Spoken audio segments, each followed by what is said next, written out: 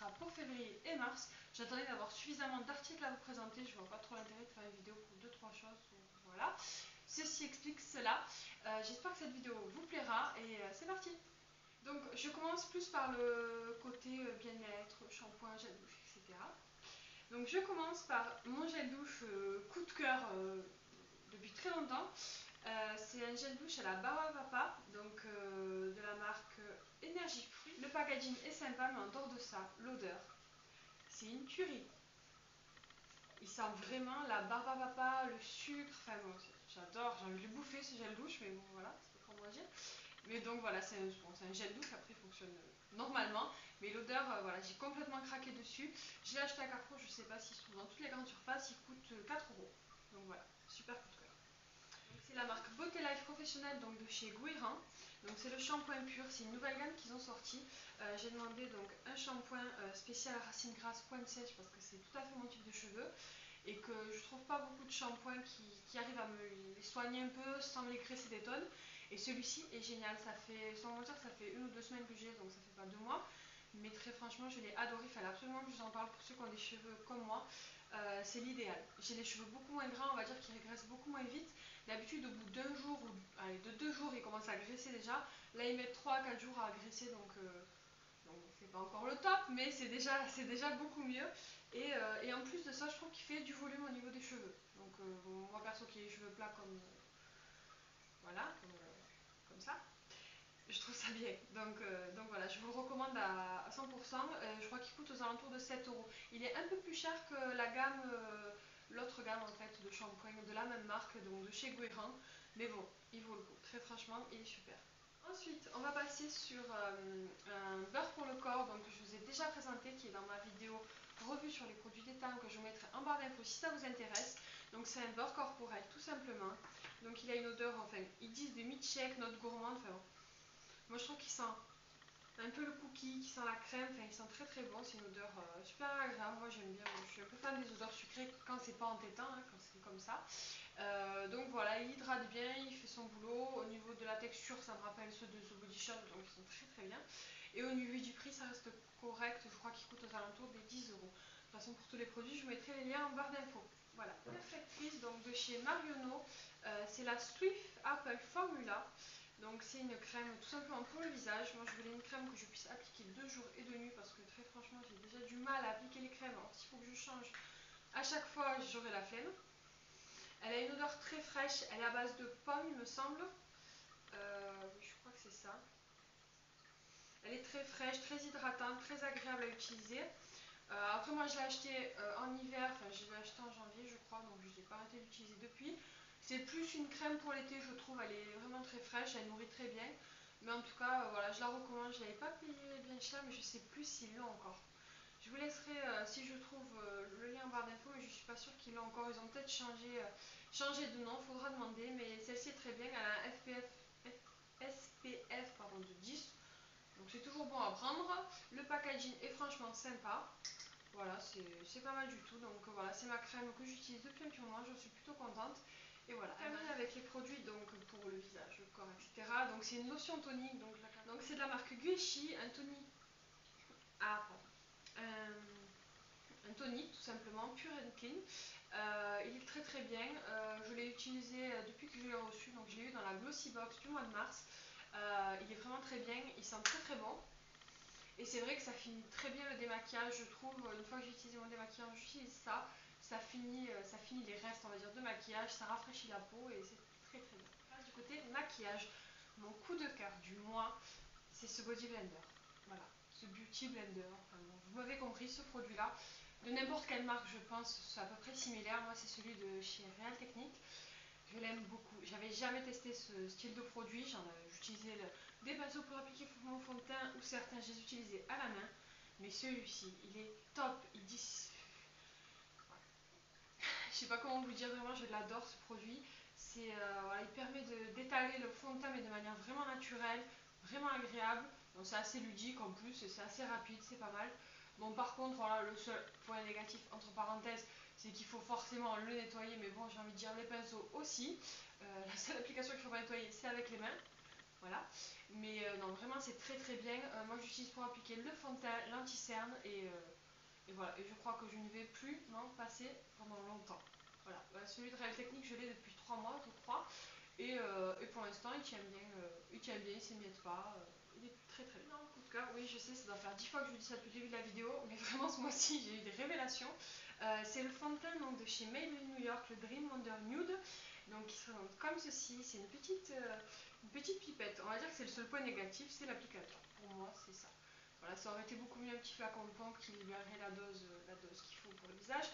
Mais bon, en dehors de ça, il est terrible ce produit. Il fait un teint vraiment poudré, un fini naturel, lumineux. Et il a une couvrance bon, légère à moyenne. Il a rien de. Voilà, si vous avez une tête pleine de boutons, il ne masquera pas, hein, faut pas rêver. Mais voilà, pour ceux qui ont une peau, on va dire normale, pas spécialement à problème, etc. Il est vraiment très très bien. Il coûte vraiment pas cher, je crois qu'il coûte aux alentours de 10 euros. Moi je l'ai acheté sur Amazon. Et, euh, et je sais qu'à Carrefour, il a été au truc pendant la période où il faisait des promos sur la beauté. Il y avait 5 euros sur la carte fidélité, donc il revenait à 5 euros. Quoi. Donc voilà, c'est vraiment une bonne affaire à faire ce produit. Moi j'avais déjà vu sur des vidéos, sur d'autres vidéos, donc de youtubeuses, qui c'était apparemment le dupe pardon, du fond de teint de Yves Saint Laurent, donc je sais plus comment il s'appelle, encre de peau je crois, enfin bon bref, un dupe d'une grande marque. Alors je ne sais pas parce que j'ai pas le vrai pour comparer, mais vraiment celui-ci moi je l'adore, j'en suis super contente. Je le recommande à tous ceux qui cherchent un fond de teint fini naturel, qui couvre légèrement, qui est lumineux, qui est très agréable à porter, on a l'impression de rien avoir sur la peau, on a la peau toute douce. Moi j'aime pas avoir voilà, une texture qu'on sent vraiment, c'est un peu gênant, donc voilà, celui-ci il est génial, génial, génial. Le blush culotté de chez Etam. Moi je l'ai en couleur rose demoiselle, le numéro 8. Ce fard à joues pareil, j'en ai parlé dans ma revue de chez Etam, c'est un énorme coup de cœur. Il a une couleur très très jolie, je l'aime beaucoup. Le seul défaut, et encore je crois que c'est par rapport au pinceau que j'utilise, c'est qu'en fait la poudre a tendance en fait, à avoir des impacts, je sais pas comment expliquer. Je pense pas que ça se verra sur la vidéo, mais en fait j'ai l'impression que mon pinceau a abîmé un peu la poudre. Rien de dramatique, hein, mais bon voilà. Alors, je sais pas si c'est propre à cette poudre ou si c'est mon pinceau qui est un peu trop rêche, qu'il faut que je change. À voir. Enfin bon, bref, tout ça pour revenir au blush. Il est très très bien, il tient très très bien, il a une couleur super jolie. Ils ont une gamme énorme de blush chez Etam, c'est impressionnant. Et le packaging est bien, enfin, voilà, tout va bien. Et si vous cherchez un petit blush sympa, pas trop cher, je recommande ces Etam, ils sont pas mal. En plus dans la boîte vous avez un petit miroir, donc ça sert toujours. Voilà. L'highlighter de chez ELF, donc le Bucket Highlighter. J'ai quel teint moi? Moi c'est le Moonlight Pearl. Il est génial, j'en avais entendu parler sur la chaîne de Sandria je crois. Je n'avais pas d'highlighter à part dans certaines palettes où je ne l'utilisais pas vraiment. Et celui-ci, le fait est de l'avoir en séparé comme ça, je sais pas, je l'utilise plus. Il est très joli, très discret et en même temps il illumine vraiment le teint. Voilà, puis il coûte vraiment pas cher. Donc voilà, c'est mon premier vraiment highlighter coup de cœur, donc voilà, fallait que je vous le présente absolument. C'est le crayon à sourcils de la marque Sephora. Voilà, je l'adore, je l'adore, je l'adore. Je n'avais jamais utilisé de crayon à sourcils. J'avais envie de tester parce que moi j'ai des sourcils à peu près corrects, sauf que j'ai des trous, voilà, à deux endroits. Enfin, c'est la forme des sourcils, ils font comme ça, je ne sais pas pourquoi. Et du coup, c'est vrai que j'utilise principalement pour ça parce que le matin j'ai pas envie de me faire tout le sourcil, juste cacher voilà, ce qu'il y a à cacher. Et vraiment celui-ci est génial, je crois qu'il coûte aux alentours de 7 euros et j'avais 20% donc je vais payer 5 euros. Voilà, donc je sais pas si vous le verrez, il est à rare, là il faut que je le taille. Je l'utilise tous les jours, il tient très très bien. La couleur, moi donc je crois que c'est. Moi c'est 471C, je crois pas qu'ils ont de nom. Enfin c'est la tête entre les deux, je crois, il me semble qu'il y a trois couleurs et moi c'est le milieu. Enfin bon. Tout ça pour dire qu'il est très naturel, il est très facile d'application. Moi, j'en avais jamais utilisé et j'y arrive très très bien, donc il n'y a pas de souci. La petite brosse aussi, ça sert très très bien pour brosser les cils. Donc voilà, crayon à sourcils, vraiment 20 sur 20 pour ce crayon à sourcils, j'y ai pas trouvé de défaut. Le liner pinceau le Ultra Black, donc tenu jusqu'à 16 heures de Bourjois Paris.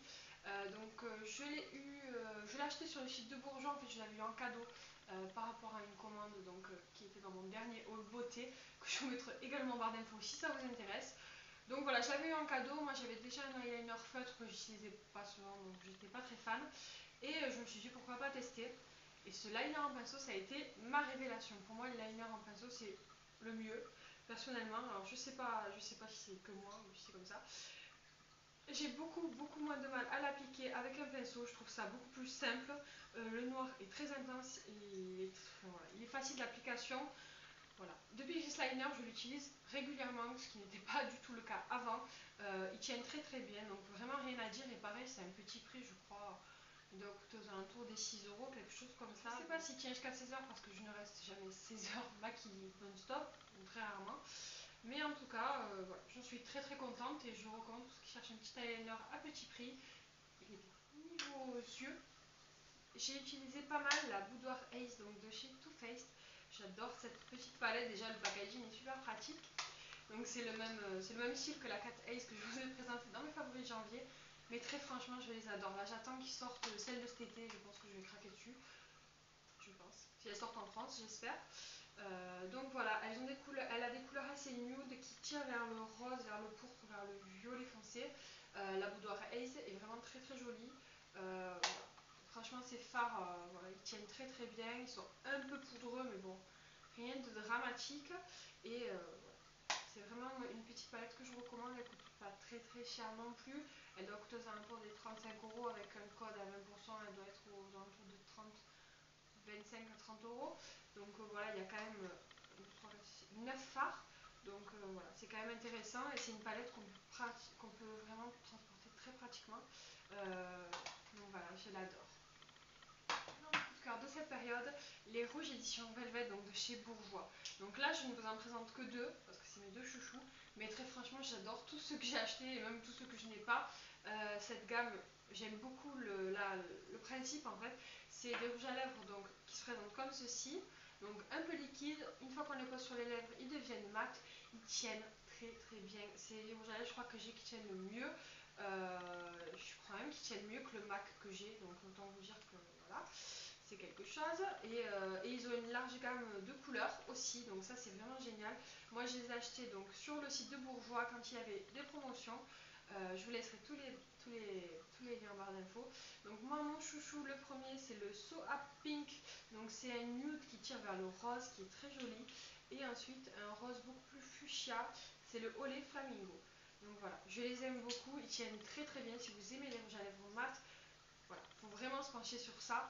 Après, ne pas les appliquer tous les jours pendant une semaine parce que ça vous assèche un peu les lèvres quand même. Mais très franchement, c'est correct au niveau. Voilà, c'est normal que ce ne soit pas hydratant, hein, c'est des rouges à lèvres mat, donc c'est le principe. Mais, mais voilà, à utiliser un jour sur deux, c'est très bien et les couleurs sont très jolies. Un rouge à lèvres donc, de la marque Rimmel. Donc moi j'ai le 470, le Glam Plum Fleur. Je sais pas comment ça s'appelle. Enfin bon, voilà, c'est un. Quelle couleur? C'est un pourpre foncé qui tire vers le marron, j'ai l'impression. Ben, c'est une couleur foncée, donc bientôt ça ne va plus être la saison, donc j'en ai beaucoup profité ces derniers temps pour l'utiliser. C'est celui que j'ai sur les lèvres aujourd'hui, je l'aime beaucoup, il est très hydratant, il tient très bien. Produit donc de la catégorie vernis. Deux énormes coups de cœur, pareil, donc je vous en parle dans ma revue sur la marque Etam. C'est le vernis basique déjà, donc moi j'ai la couleur rose cocoon. Donc voilà, qui se présente comme ceci, qui est très joli. Par contre, par rapport au nom, je suis pas trop d'accord parce que c'est plutôt une couleur, un nude qui tire vers le pêche que vers le rose, mais bon, en dehors de ça, il est très bien. Il tient très bien, je le garde vraiment quasiment presque une semaine et il commence à peine à s'écailler au bord et encore il s'écaille de manière très discrète. Donc vraiment rien à dire sur ce vernis, je pense que je vais en recommander plusieurs. Et ensuite, donc le vernis à effet top coat matifiant, toujours de la marque de chez Etam. Donc je l'ai allié avec la couleur que je vous ai présentée tout à l'heure, mais même avec d'autres vernis, avec tous les vernis, ça fonctionne. Ça fonctionne vraiment bien, ça fait un effet mat. Alors ça tient pas une semaine, par contre l'effet mat tient 2 jours, mais c'est très facile d'en réappliquer. Il sèche très vite, j'ai oublié de vous dire, le vernis aussi sèche très vite.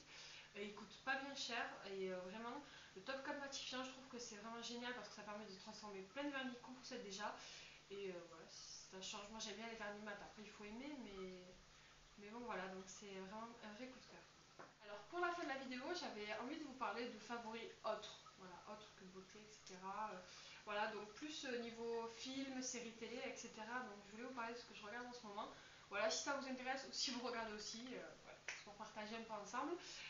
Donc moi, d'abord une série que je regarde beaucoup en ce moment, qui passe à la télé, je crois, France O ou France 1, je sais plus. Ça s'appelle La Patrona, donc c'est une telenovas, je crois que ça s'appelle, c'est une série espagnole ou mexicaine, je ne sais plus. Voilà, c'est l'histoire en fait d'une fille mère donc, qui a eu un petit garçon. Au début, on ne comprend pas trop l'histoire, on ne sait pas trop voilà, ce qui s'est passé. Elle travaille dans une mine donc, avec plein d'hommes et voilà, il faut qu'elle fasse vivre son fils et qu'elle s'impose. Et voilà, elle a sa vie tranquille un petit peu avec sa famille. Et un jour, voilà, il y a un décès. Il y a le décès du patron, de son patron, qui était son parrain. Et en fait, c'est là que l'histoire commence. Et voilà, la famille va se réunir, elle va rencontrer un homme. Il y a une histoire d'amour, il y a un complot qui va se faire contre elle. Voilà, il y a des questions d'argent, de complot, de famille, d'amour. Enfin, bon, ce serait trop compliqué de vous raconter l'histoire parce qu'elle dure, je crois, 100 et quelques épisodes. Je ne suis même pas à la moitié. Mais très franchement, cette série, depuis que je l'ai regardée, j'ai accroché complètement. Je suis conquise. Après, il faut aimer parce que c'est pas filmé de manière voilà, comme les séries américaines. Enfin, voilà, c'est filmé d'une autre manière. Les scènes de bagarre, on a envie de rigoler un petit peu. Mais bon, en dehors de ça, l'histoire est très très bien. Donc voilà, si vous cherchez une série à regarder, vous aimez bien les séries un peu sentimentales, essayez de regarder ça, c'est pas mal. Laissez-moi votre avis si après vous l'avez vu, ça me ferait très plaisir. Niveau film, j'en ai trois à vous présenter, enfin trois que j'ai vus, que j'ai bien aimé. Donc d'abord Tekken 3, donc un énorme coup de cœur pour ce film. J'ai adoré le 1 et le 2. Le 3 peut-être un petit peu moins, mais très franchement légèrement, parce que je l'ai quand même beaucoup aimé. J'adore cet acteur, je trouve qu'il joue super bien. Pour raconter l'histoire, comment raconter l'histoire pareil, c'est un ancien militaire, espion, voilà, qui veut protéger sa famille tout simplement. Et en fait, il y a un complot qui se fait contre lui. Et voilà, on ne va pas vous expliquer parce que c'est vraiment le but de ce film de découvrir ce mystère-là. Et voilà, mais il est vraiment très très bien. Si vous aimez l'action, foncez. Ensuite, un film d'un tout autre genre, La famille Bélier. Donc voilà, c'est une comédie française. Je l'ai vu au cinéma, donc je l'ai adoré. Très franchement, je suis rarement fan des films français, c'est très rare. Mais vraiment, il est touchant, il est drôle. C'est une famille donc, de sourds et muets. Sourds, c'est une famille de sourds. Voilà, muets, n'importe quoi. C'est une famille de sourds. Et là, il n'y a que la fille donc, qui est normale. Et en fait, elle s'occupe donc de tout, de la ferme, de sa famille, des papiers, etc. Et en même temps, elle va à l'école, forcément.